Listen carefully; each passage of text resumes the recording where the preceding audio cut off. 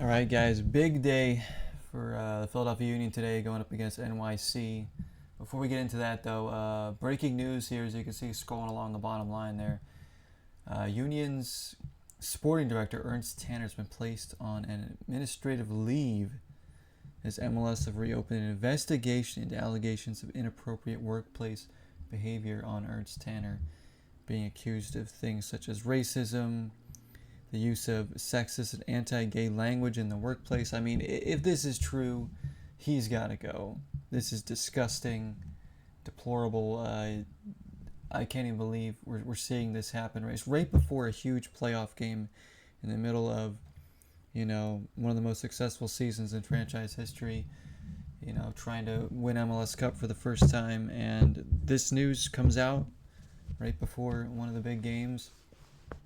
Not very good for the franchise, obviously. For the players to try and focus on the big games when they have this looming over them. Ernst Tanner, who's, of course, been a guy who's been signing a lot of players to the team over the past several years and making some really good signings at that. But if, these allegations are proven to be true, then immediately the Union have to can this guy, get rid of him. We don't want him anywhere near the club. They did the right thing in sending him on a leave of absence here, and they're completely cooperating with the league to as they continue to probe this investigation on him. And this is just terrible news. Terrible news from Ernst Tanner and the Union. Like I said, if this is true, get him out of here. We don't care if he signs good players to our team or whatever and does a good scouting job. It's not worth it for these kind of allegations. Are just disgusting and have no place in the game or just in life in general. So hopefully this is something that will get worked out soon, so the one way or the other, so the distraction can go away. Because, today we got a big game. It's going to be starting in around a little less than 2 hours from now. NYCFC in the Eastern Conference semifinal. Winner of this game plays the winner of Cincinnati-Miami, who's playing right now, which I have the game on in the background. Currently halftime, Cincinnati down 1-0 to a Lionel Messi goal, of course. But we can't worry about that. We got to worry about NYCFC first because they've been dangerous lately, especially on the counterattack. NYC are looking strong right now. They will be without Alonso Martinez, at least the latest report I've seen. Alonso Martinez will not be playing today for NYC, which is a big win for the Union because he's dangerous, especially getting in behind the defense with his speed and his pace. Not having him today should help us even more. But we got to play our game, high press, look to get crosses into the box, looks to set up Baribo and company in there, and just defend really well. I mean, our defense has been the best defense in MLS.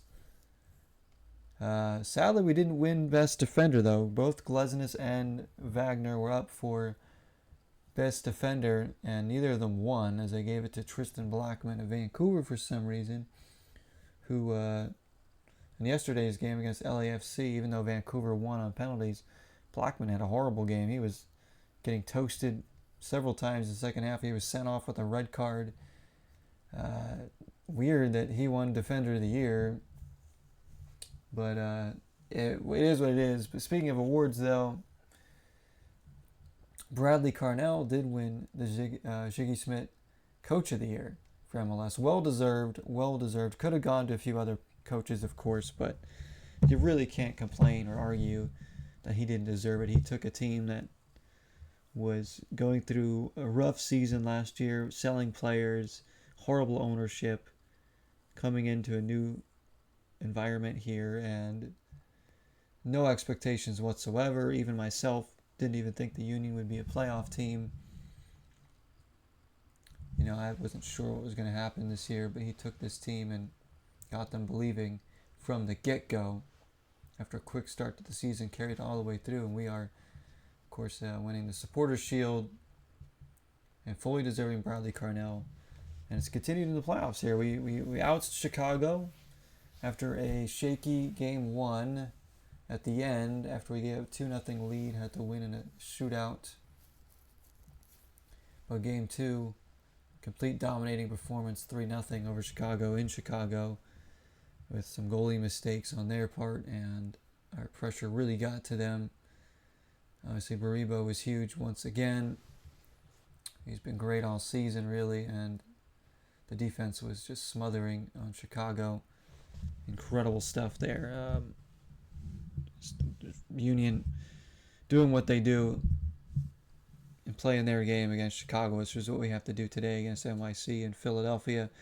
We win this game, and then we'll host. Of course, we'll stay in Philadelphia. We stay in Philadelphia for as long as we go now. We will host the winner of Miami-Cincinnati if we win, of course. Let's not get too ahead of ourselves because we know there's still a game ahead of us right now that needs to be won. Let me fix something on the bottom line there. Typo bothering me. So Carnell, he still has his work cut out for him because, obviously we're still missing Quinn Sullivan, who's been out now and will be out for the rest of the season. And now there's more pressure on us, being the top seed, being at home. We got a little more pressure on us. NYC's not going to have that much pressure on them, being without their best striker, being on the road, being the lower seeded team. They might come in, play relaxed, play loose. The Union have really struggled this season when teams bring that high energy. I think I've talked about it before. High intensity, high energy on us. Like Vancouver did, like Charlotte did in the final game of the regular season. The Union really sometimes have trouble matching that. But that's why we need to do what we did against Chicago in game 2. Bring it to them instead of them bringing it to us. And that way we can match any intensity they might bring. You see what Miami's doing to Cincinnati right now in their game. They're putting them under pressure, winning the ball back, creating chances. Miami looks real dangerous right now with Suarez on the bench, where he should be. And, we run into that. It might be troublesome for us, too. And Vancouver beating LAFC yesterday, that was a crazy game. LAFC really should have won that game, but Vancouver just held on, won the shootout. And they're certainly a team that puts other teams under pressure as well. Vancouver's got a really good squad. San Diego, Minnesota, the other Western Conference semifinal, will be played on Monday, so tomorrow, between San Diego and Minnesota. San Diego, the expansion team, number 1 seed in the West, surprising everybody. But, they've gone out and spent money. They got some big players in Dreyer and Lozano. So very good opening season for them, regardless of what happens here. But, winner of that game will face Vancouver in the Western Conference final. If San Diego wins, it will be in San Diego. If Minnesota wins, Vancouver will host that one. So we'll see what happens there. But again, that doesn't concern the Union right now. What concerns us is NYC and how we play today. I expect the lineup to be pretty much the same thing as expected, with Baribo and up front with Damiani, obviously Oloski, probably Indiana Veselev, I would think, and then Lukic, Stanley in the middle, Harriel on the right, Wagner on the left, Makanya, Glesnes, of course Blake in net. I fully expect that lineup today. If anything's different than that, it would be a surprise to me. With guys like Bueno, Bedoya, Ua off the bench, if need be, Kevin Sullivan. I believe Kevin Sullivan will be available today because the under-17 team is out of the World Cup. So I assume Kevin will be available off the bench if he's back with the team. Actually got to check on that still. I assume since the team's at home, he should be there. We'll see if he gets a run out or not, depending on how the game goes and what Carnell calls for. Yeah, we gotta bring the intensity from the get go. I think an early goal will really set the tone today and put NYC on their heels because NYC is going to sit back and they're going to play a counter-attacking game. So the Union should have a lot of the ball if they play their cards right. I said I expect NYC to counterattack, and it can be dangerous. That's where the Union have to be very careful about who pushes forward when. As I'm looking at Apple TV right now, they're showing Baribo coming into the stadium, shaking some hands. Here's Glesnes coming in. Let's go, Union. As they're walking into the stadium right now, getting ready as Cincinnati, Miami just kicking off for the second half. They're showing the Union players walk into the stadium as they're preparing for about an hour and a half from now to get going against NYC. Big time game. Still going to be light out over here. Sun will be starting to set by the time that game starts over here on the West Coast, but sun's already set over there in the East, just about. Big prime time game there. Eagles are on right now, so that's why they probably didn't want the game on during the Eagles game playing the Cowboys. So big day in Philly sports for sure. Sixers played earlier and lost, but that's like really third fiddle today. Nobody really paying attention much to that when you got a big Union game and then the Eagles playing their rivals, the Cowboys.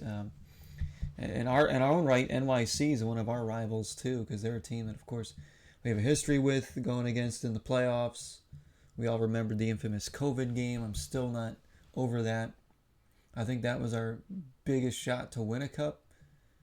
Well, I shouldn't say that because the year we made the cup and lost to LAFC after being moments away from winning, that was our biggest moment to win the cup. But that COVID game, who knows what would have happened if they would have rescheduled that and we weren't missing like half our team against NYC. But again, we gotta bring our game. We gotta get high intensity from the get go.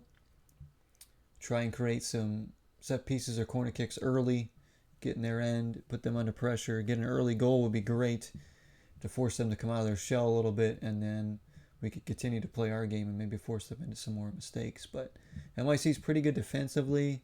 Obviously, they got a great goalie, the former Union goalie, Matt Freese, former backup to Andre Blake, who has really morphed into a fantastic keeper, not only for NYC, but for the U.S. men's national team pool as well. I liked him on the Union. You know, he deserves playing time, and obviously behind Blake, he wasn't going to get that much. So he's gone to NYC. He's become something. So there's a Union homegrown, again developing into a star.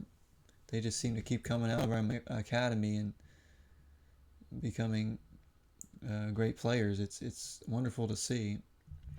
The Union Academy continues to do this, but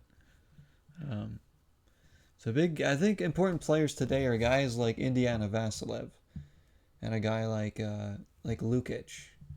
You know, can they have top tier games? We know what we're going to get out of Danley. You know what you're going to get out of Baribo and Wagner and Blake and Glesnes. But what are you going to get out of Vasilev? What are you going to get out of, Lukic in the middle?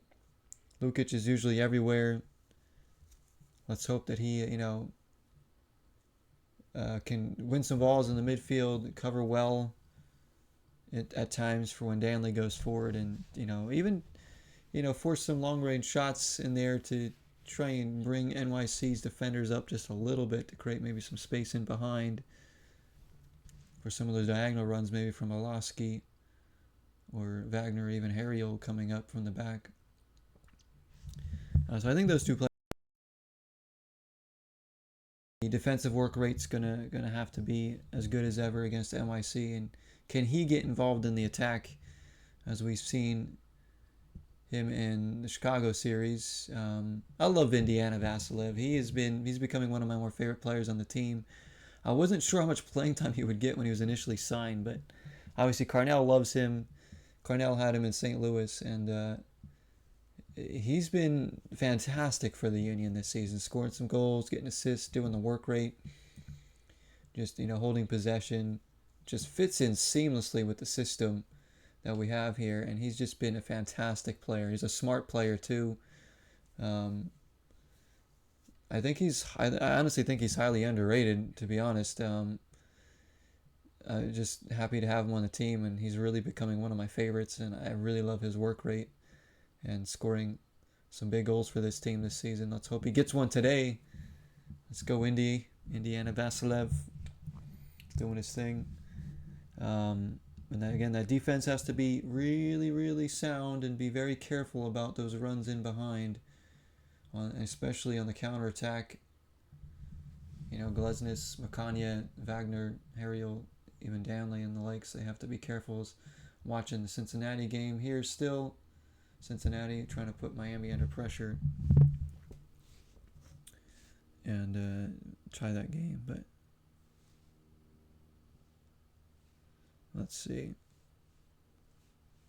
I think that's about all I wanted to talk about today. Mostly the Ernst Tanner in the game today. Kind of a short little podcast to kind of preview this matchup here and talk about what's going on. I said I might make some changes to this podcast starting next season. I might rename it, as I said, and then change the format a little bit. We'll see. Maybe make it a little more interesting for you guys to look at. Well, we'll keep it like this format for the rest of the season here to talk about the Union, and hopefully we'll be doing another podcast soon talking about them continuing their playoff run. Let's hope, and not talking about the woes of the end of the season. So we'll see, guys. But thank you so much for listening. Let's go Union today. Thanks for the support on the channel, my friends. And until next time, 0 is the number. Peace out, everybody.